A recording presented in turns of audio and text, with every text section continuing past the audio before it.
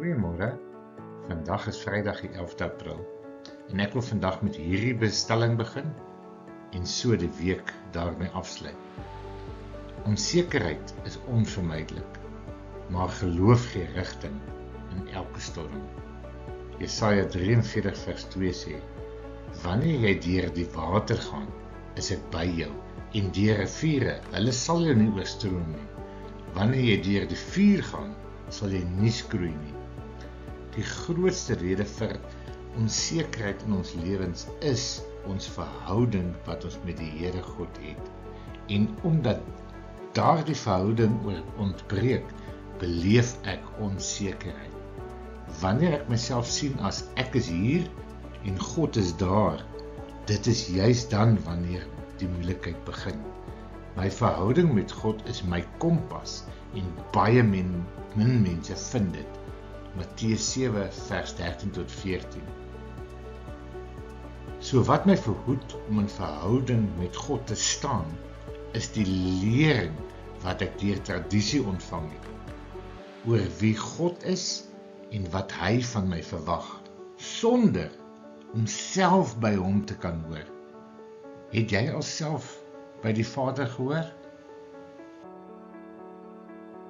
Tradisie is die een persoon wat sekerlik as 'n vals profeet geklassifiseer kan word, want tradisies funksioneer nie altyd in lyn met die woord van God nie.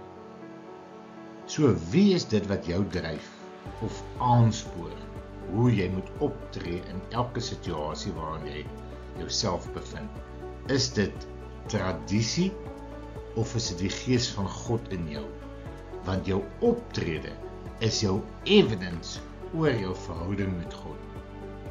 Hoe identifiseer ek dan wie dit is wat my aksies in 'n sekere situasie dryf? Want beide, tradisie en God se gees is in my en is beskikbaar en teenwoordig.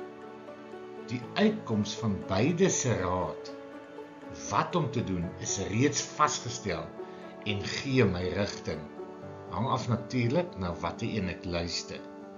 Tradisie se raad sal eindig in 'n ramp, maar God se gees gee lewe. Tradisie se taak is om jou in die storm te vernietig. God se gees se taak is om jou deur die storm te vat. Tradisie sê, ek sal bestuur.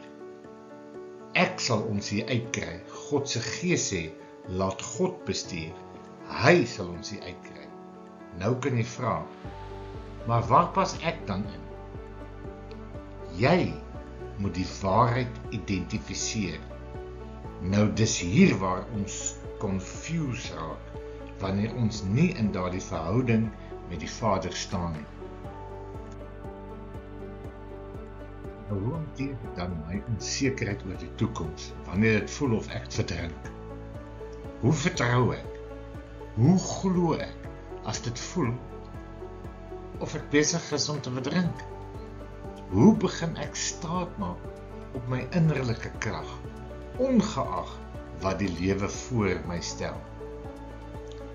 Wel, ek vertrou dat die gees van God saam met my is, Jesaja 43 vers 2, en ek vergelyk die stem wat binne in my gehoor word, met dit wat die woord van God sê. Die gees is die een wat innerlike vrede bring. Tradisie bring oorlog.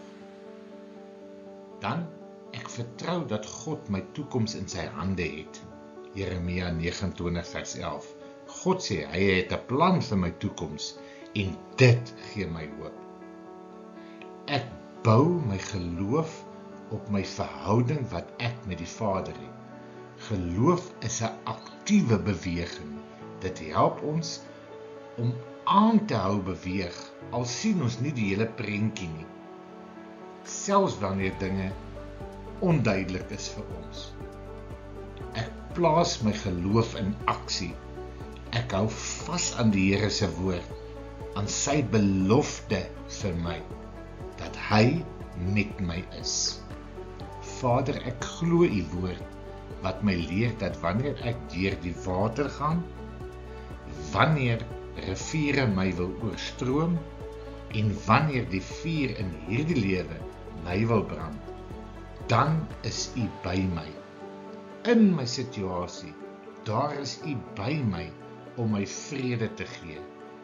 Lei my deur U Heilige Gees. U is my Vader en ek is U kind. Amen.